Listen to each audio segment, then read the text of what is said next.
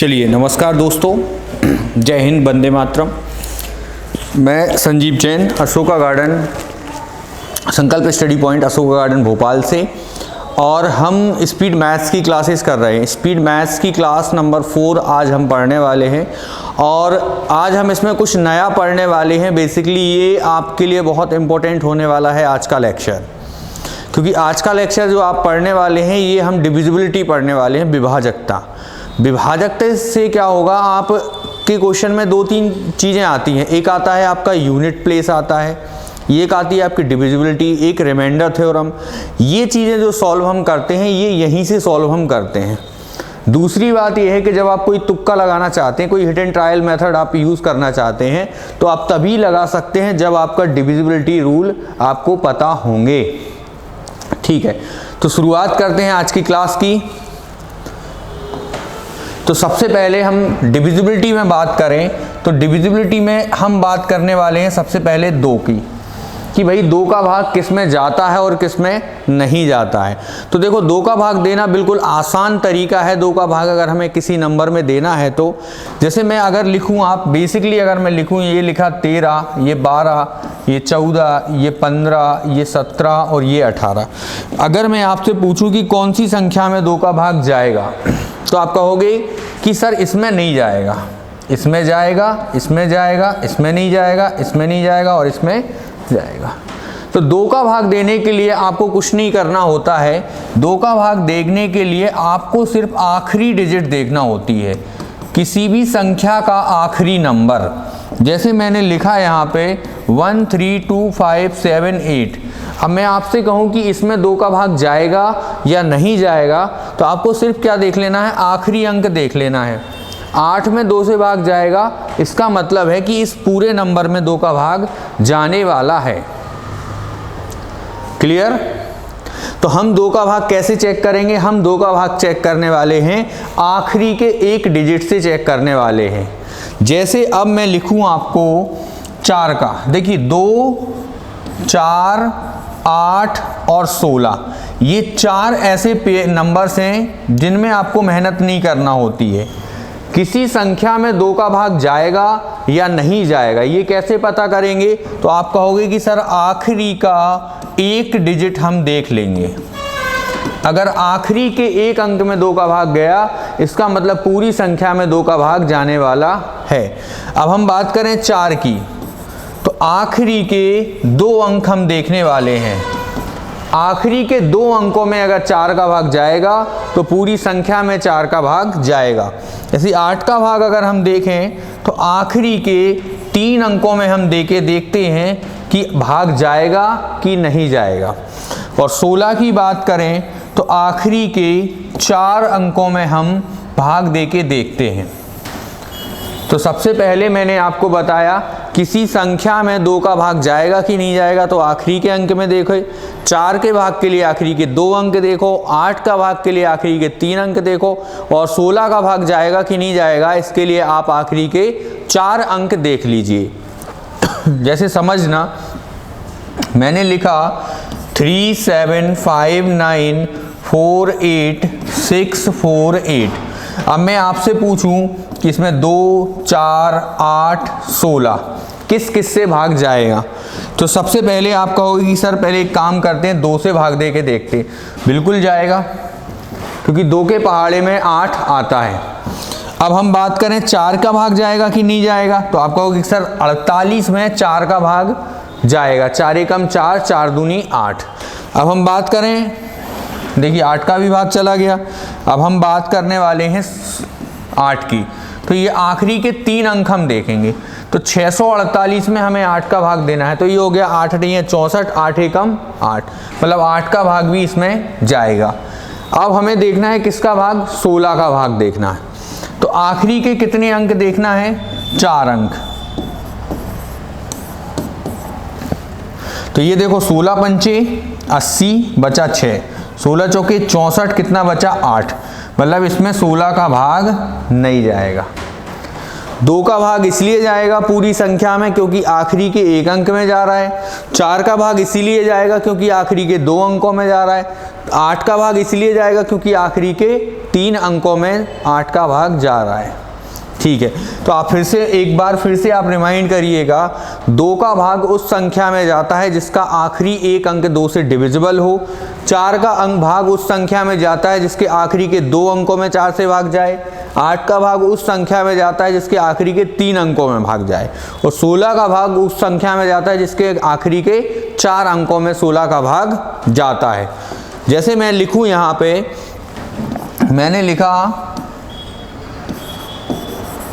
मैंने कहा ये नंबर जो है 8 से डिविजिबल है।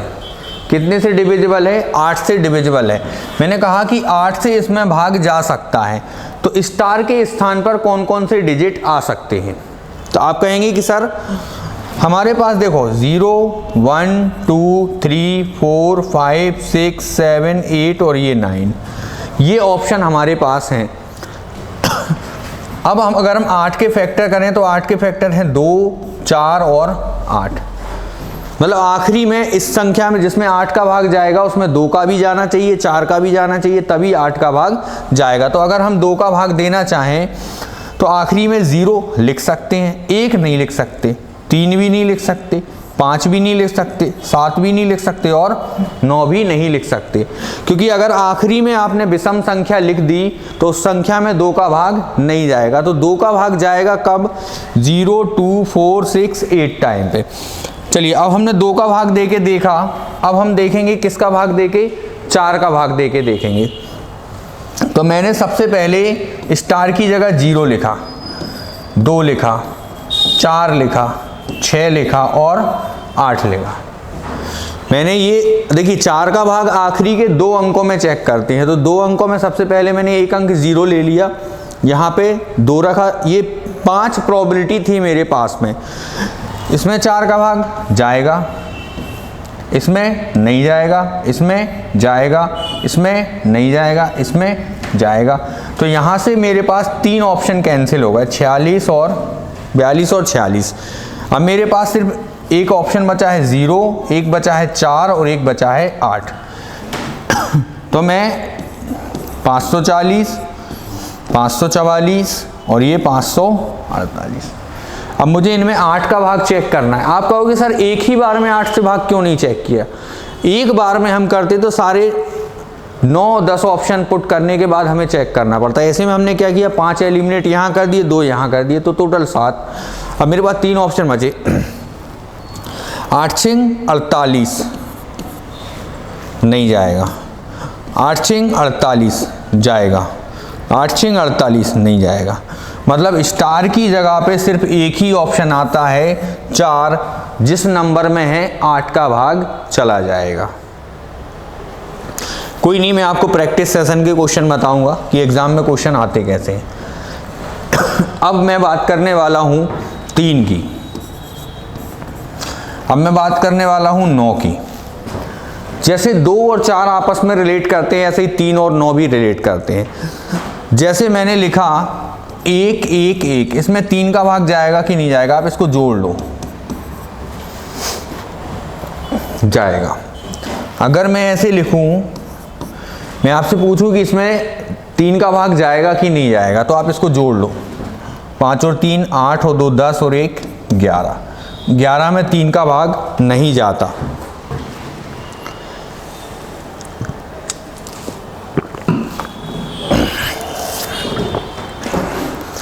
अगर मैं लिखूं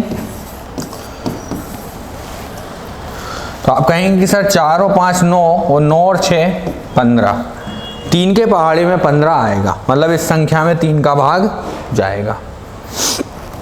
तो यहां से एक कॉन्सेप्ट हमें समझ में आया कि किसी संख्या में 3 या 9 से भाग देना है तो संख्या के अंकों को जोड़ लो, संख्या के जो अंक हैं उनको जोड़ के इनसे भाग दे लो। अगर चला जाए तो उस संख्या में 3 या 9 से भाग चला जाता है। जैसे मैं लिखूं 4 5 7 2 8 1, इसमें 3 का भाग जाएगा कि नहीं जाएगा? तो आप कहेंगे कि सर 4 और 5 9, तो ये हो गया 27। 27 में 9 से भी भाग जाएगा और 3 से भी भाग जाएगा।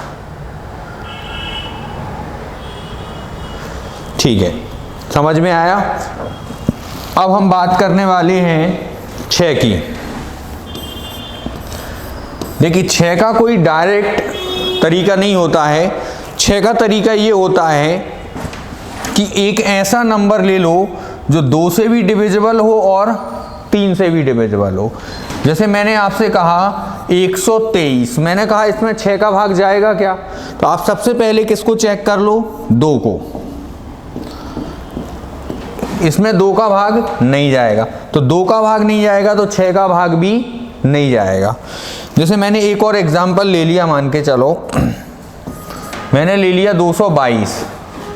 मैंने कहा इसमें 6 का भाग जाएगा कि नहीं जाएगा? आप क्या करो, अच्छा 2 का भाग आखिरी में चला जाएगा, 2 का भाग। आप किसको चेक करना है? 3 को, तो जोड़ लो इनको। 6 में 3 का भाग जाएगा, मतलब इस संख्या में 2 से भी जा रहा है, 3 से भी जा रहा है, इसीलिए 6 से भाग भी जाएगा इसमें। अब बात करें हम 5 की, तो 5 का भाग उस संख्या में जाता है जिसकी संख्या में आखिरी में क्या लिखा हो? 0 लिखा हो या फिर 5 लिखा हो। जैसे मैं लिखूं 125, 5 का भाग जाएगा? हाँ जाएगा। मैं लिखूं 123, नहीं जाएगा। 120 जाएगा। तो ऐसे नंबर जिनके लास्ट में या तो 0 लिखा हो या तो 5 लिखा हो, उन संख्याओं में 5 से भाग जाता है हमेशा। अब इसके बाद जो सबसे ज़रूरी डेटा है जो आपसे एग्ज़ाम में पूछा जाता है कि भैया 11 की डिविजिबिलिटी चेक करो, किस संख्या में 11 से भाग जाता है या नहीं जाता है। ये कहाँ काम आएगा आपका मेंसुरेशन में, जब आप क्वेश्चन करेंगे 3D के, जब आप कोन पढ़ेंगे, सिलेंडर पढ़ेंगे, स्फीयर पढ़ेंगे, तब आपको ये कॉन्सेप्ट काम में आएगा। तो 11 से भाग देने का एक सबसे आसान तरीका है। देखो जैसे मैं लिखूं यहाँ पे 6, 4, 2, 4, 5, 3, 1, 3। अब मैं आपसे कहूं कि इस संख्या में आपको 11 से भाग दे के देखना है, तो एक तो तरीका है कि आप इसको 11 से भाग लगा लो। दूसरा सिंपल तरीका क्या है कि देखो ये 6, इनको जोड़ लो आप। 6 और 2 8 और 5 13 और 1 14। अब यहां से शुरू करो। 4 और 4 8 और 3 11 और 3 14। अब देखो 14 माइनस 14 कितना आया? 0। या तो 0 आ जाए, या तो 11 आ जाए, या तो 22 आ जाए। इन सब संख्या में 11 का भाग जाएगा। फिर से मैं समझाता हूं। जैसे मैंने लिखा 2 4 6 3 1 2, मैंने कहा कि इसमें 11 से भाग जाएगा कि नहीं जाएगा। तो आप सबसे पहले क्या करना है, 6 और 2 8 और 1 9। अब देखो 9 में से 9 घटाओ, कितना आ रहा? 0। इसका मतलब इसमें 11 का भाग जाएगा। तो इन कहने का मतलब ये है कि इनका अंतर या तो 0 आ जाए, या तो 11 आ जाए, या तो 22 आ जाए। उसी कंडीशन में 11 से भाग होता है। जैसे अगर कहीं क्वेश्चन लिखा है 3 2 5 6 3 और ये स्टार, और किसी ने कहा कि स्टार की जगह क्या आ सकता है अगर ये 11 से डिविजिबल है, तो आप कहेंगे कि सर ये हो गया कितना? 11। तो यहाँ भी कितना होना चाहिए? 11 होना चाहिए। तो 2 और 6 कितना हो गया? 8। इसका मतलब यहाँ पे कौन सा नंबर आना चाहिए? 3। तभी ये नंबर जो है 11 से डिविजिबल होगा। ओके, ठीक है। तो ये स्पीड मैथ्स की हमारी क्लास नंबर 4 थी। ऐसी ही हम सारे स्पीड मैथ्स को कंप्लीट करेंगे। तो आप ऐसी ही अच्छी वीडियोस के लिए, अच्छी गणित सीखने के लिए हमारे चैनल को लाइक करें, सब्सक्राइब करें और ज़्यादा से ज़्यादा लोगों तक फॉलो करें, फैला दें, अपनी फॉरवर्ड कर दीजिए हमारी वीडियो को। ठीक है, मैं संजीव जैन, संकल्प study point, Ashoka garden, Bhopal से। जय हिंद, जय भारत।